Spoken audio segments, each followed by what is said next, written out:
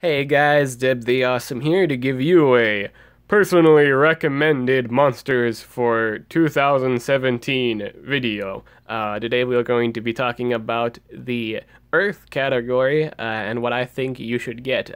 By the time of making this video, the most recent Earth monster is Gaia Nova. So if there's like a current, like if there's an Earth monster in the future that's really good and I don't bring it up on the list, hey, guess what? This is when I made the video. So yeah, up to Gaia Nova. So just keep in mind. And now I think with this episode, there's gonna be a lot of, I'd say there's gonna be a lot more picky like points.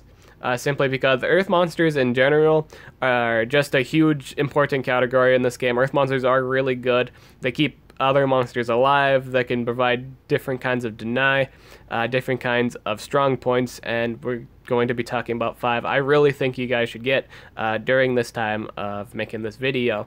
There's a bunch of Earth monsters, and we're going to talk about 5 of them. Alright, so coming in at number 5, personally I think you should at least have some of these monsters I talk about because some of them have really good importance in the competitive scene. Just because I give a monster in a specific order doesn't mean they're bad of any means or like they're less valuable as others, but they're just 5 that I personally recommend in order of things that I see as really, really strong at the moment. So in coming in at number 5, it's our boy Brawnies. Look at this Cyclops of tremendous earth power. He wields a boulder strapped to a stick. You think the stick would break, but yeah, he's got a club with like a stone and a stick. And this guy is at number 5. Brawnies has been in the game forever, since the mythology event, I do believe, with the Griffin. So very, very long time. So why do I recommend this at number 5? And why do I recommend having this monster? This monster is a really good competitive monster. I highly recommend having him.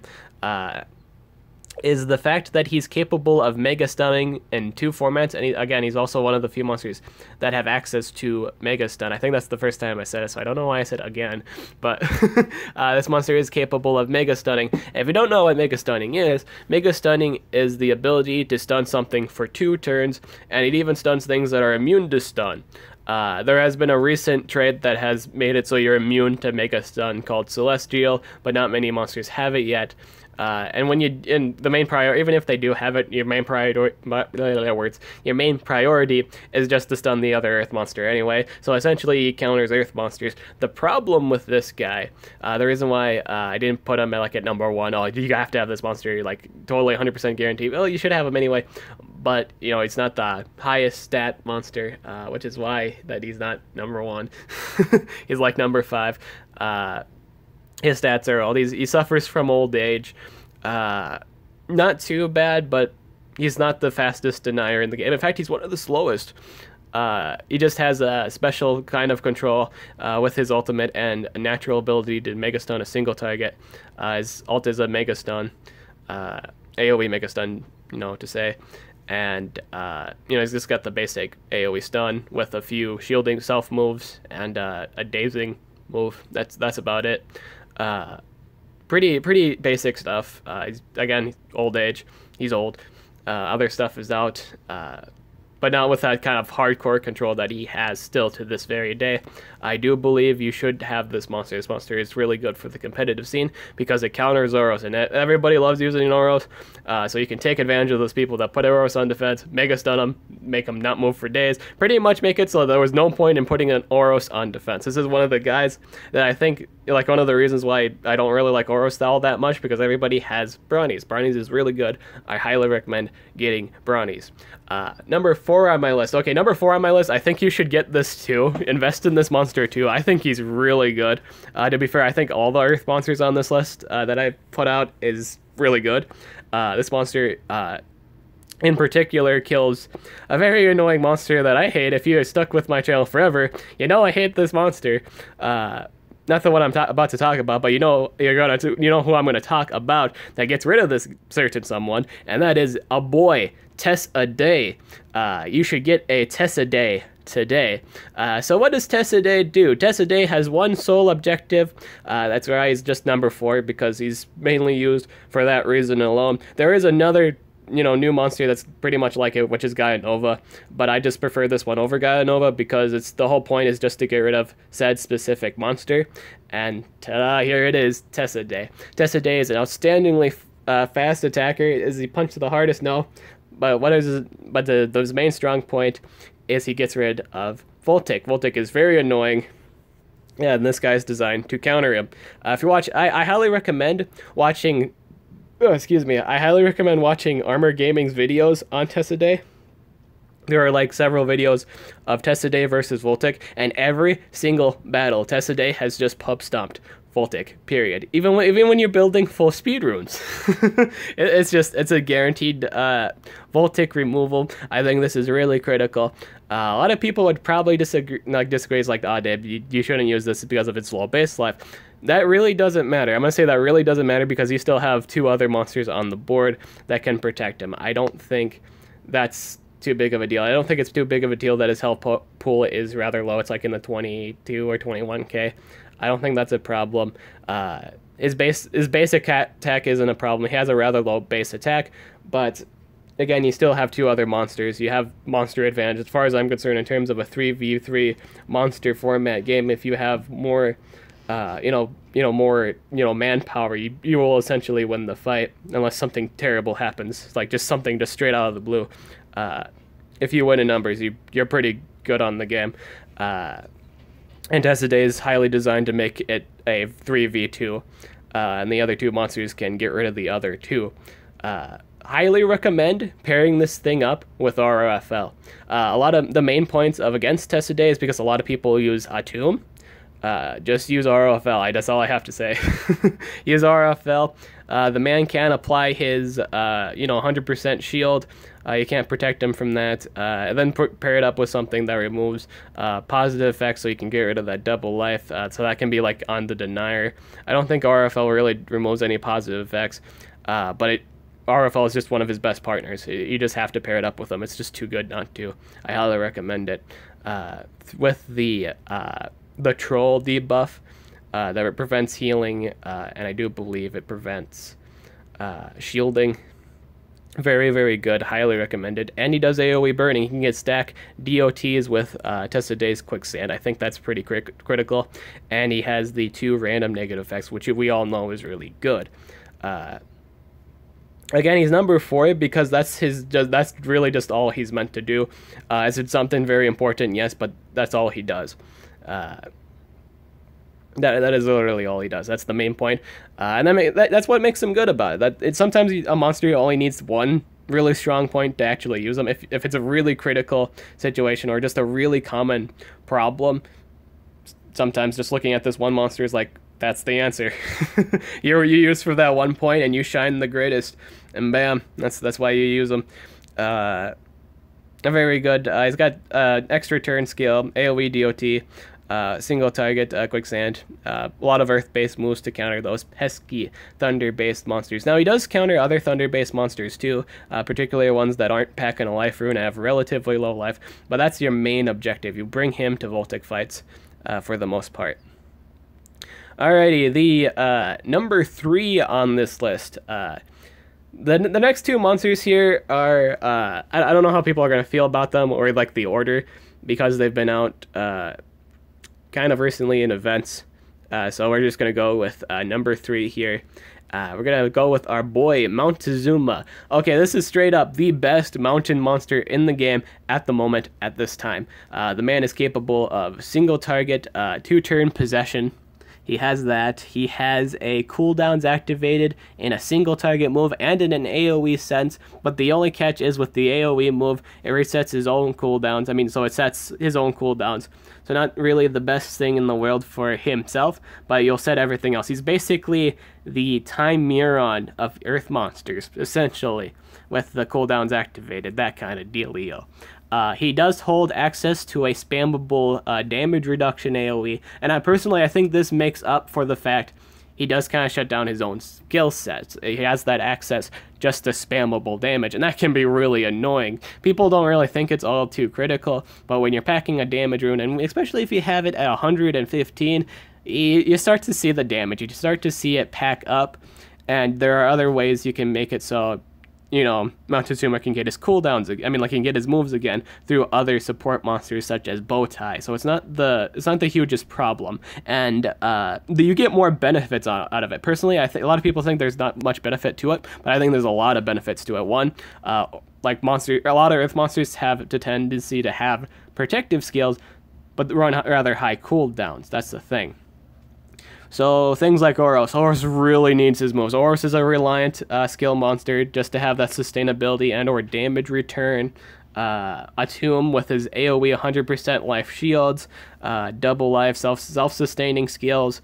All he could really do at that point is just, you know, hit you with this, you know, 65 or 60, 70 damage hammer skill. I think it's 65. I'm not 100% sure because it's been a while since I've looked into the Atum spammable skill. It's the one that everybody runs because it's obviously really good.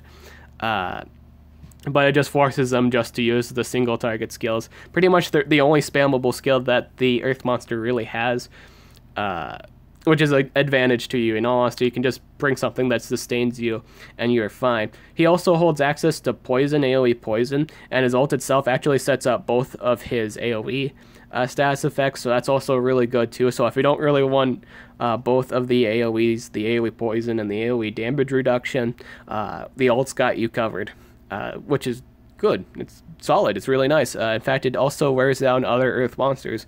So he's, again, really good overall. Why is he not the top one? I already have, like, I have another monster on this list that's kind of does more denying impacting and without having to take down their cooldowns, which is why he's not number one. But he is still really good. Again, even though a monster that isn't on this list isn't like a number one, or anything like that, does not mean that they're not extremely good. All these monsters on this list that I'm talking about right now are extremely good. Some for just a specific situation, but sometimes, again, you know, sometimes you just need to have one really good situation to really shine. Number 2 on this list is who I like to call the BaratoGore. Number 2 is BaratoGore. BaratoGore is, as you know, as of late, the king of single target damage. He just goes up to you and turns you into ground beef. He excels at single target damage. It's been such a long time since we've had a monster like this, since Barbatos. A lot of people are realizing he's pretty much like the Earth Barbatos in terms of just single target damage alone. He doesn't even need to set up for it, is the thing. It's the crazy amount of single target damage that he has. Personally, you could say that if you get this thing, you don't need TestaDay. I would actually, in all honesty, if I had the option to, I'd get both. For just TestaDay, you know, TestaDay for that Voltic situation, and BaratoGore for everything else. BaratoGore pretty much knocks anyone's teeth out. Very high base damage skills, and he has combos with his extra turn skill that run on, I think they run on fairly low cooldowns. Not a single one really runs for like a long time. I think the highest one's maybe 4. But the rest usually on a 2 to 3 cooldown, or like a single turn cooldown. I don't know if he has any spammable moves, so just watch out for cooldowns activated. But his damage overall is amazing. He also has an AoE for his ultimate, so that makes up for the fact he doesn't have an AoE naturally. So if you have your AoE, just be like, yeah, I have a pretty good chance of winning this game because it applies quicksand and bleeding. I do believe some of his skills actually apply quicksand and bleeding. So that is nice too. He's also capable of regeneration. Yes, that's right. This monster is capable of regeneration, and he's considered one of the better monsters in the game that can run the Rainbow Rune build. You can run the Rainbow Rune build, put him on defense, and have a smile on your face, at least knowing you're going to kill something. Just straight up, something on the enemy team is going to die. Period. Now, I see this a lot. I see a lot of 115s. I'm not too sure if this thing can knock anything out at 100. So I'm just basing it, mostly for the most part, I've seen this thing at 115. So I haven't really seen it knock out anything at 100. I mean, like at 100, because I don't ever see a BaratoGore at 100. I usually say it at 115, and the 115s are just terrifying. 115s will knock you flat. So be very, very cautious of this monster. If you're fighting this in PvP, take care of this right away. It's very important that you do, or you're just going to guaranteed lose something.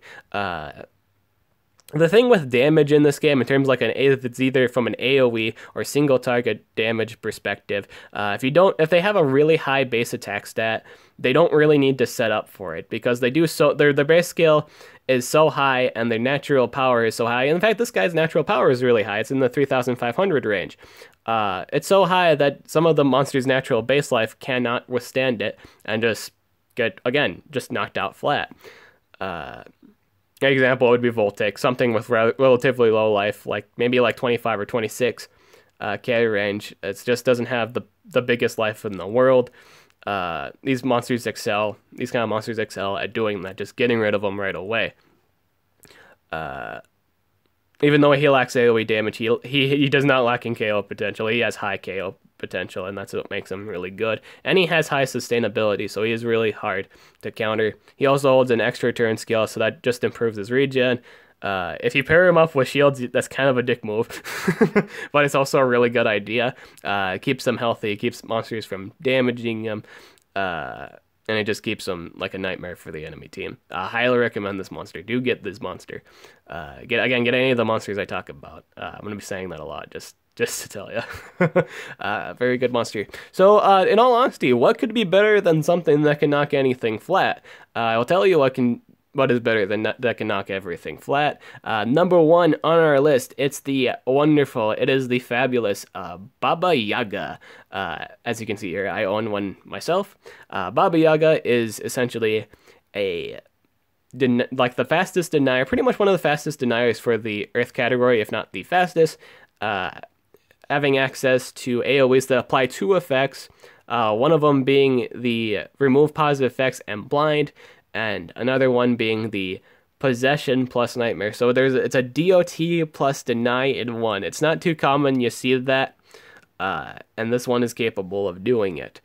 Has a lot of control skills, has a lot of negative effects, can apply negative healing, pretty much making Earth monsters unable to regen life if they have regeneration. Can remove positive effects. So if you have like a really strong buff on your team and you have fighting an enemy Baba Yaga, she can remove it. Really, really helpful. Really strong single target damage too. I do believe she can either 1-hit or 2-hit KO with her single target. Earth-based skill is 60 damage, 1 turn cooldown. It's fairly low cooldown against a Voltic, so that's really helpful. It's also a really nice animation. I will say her animations are rather nice. One of them, like, she just summons toys to kill people. It's like, what? She just summons like a bunch of like old school toys and just puts them on top of you. I was like, what? And another one is like giant skull. She just summons like really big skulls. I was like, what is this monster? And then her ultimate, she summons like a chicken house to stomp on you, making a reference to Crow's moving castle, which I think is funny. I rather enjoy. That's a cool reference right there. I think that's really cool. Really good monster overall. Do make your priority to get a Baba Yaga today. It's also essential because they've buffed possession. They have buffed possession, so it's essentially good on defense and the offensive side. So do make it your priority to get one. It's really good. At rank 2, it's amazing. I have it. Really good. Get one today. So stay tuned for the next top 5 monsters. I do believe our next category. Oh, hey, look at that! Look at that! Hey, look at that! It's thunder monsters. So we're gonna be talking about all these wonderful thunder monsters next time. It's funny because we just got done talking about earth monsters, pretty much things that pub stomp the other category. So that's gonna be good. Again, if you didn't hear a monster on this list that is extremely good, I didn't bring it up. I just think these are currently the best ones at the moment. Doesn't mean I don't think they're good. For example, gaurds of Lyra. This is a fantastic monster. I didn't bring him up on this list simply because I've had other damage dealers that kind of do this. Gaurds is really good. Again, there's a lot of earth monsters. There's a lot of monsters that are really good, but I didn't bring them up. It doesn't mean I don't think they're good. It just means I have five on. I have five. I'm allowed five monsters on the list, and bam. If you guys want to hear honorable mentions, I'll slap it on here right now. Gregorius of Lyra, great DOT presence, great single target presence. In fact, he holds a 70 damage skill that applies to DOTs. This is amazing. Really good base stats. Highly honorable mention. This is like he could be number one. He's really good at damage. Louis has like taunt. I do believe he has like taunt, mirror, really annoying stuff. Really beefy, really tanky. Spammable 60 damage earth skill. Oh, what else here? Discopolis. I didn't even mention Discopolis. I think Discopolis is really good with his skill set, but his stats are just, they're just not as high as other earth monsters.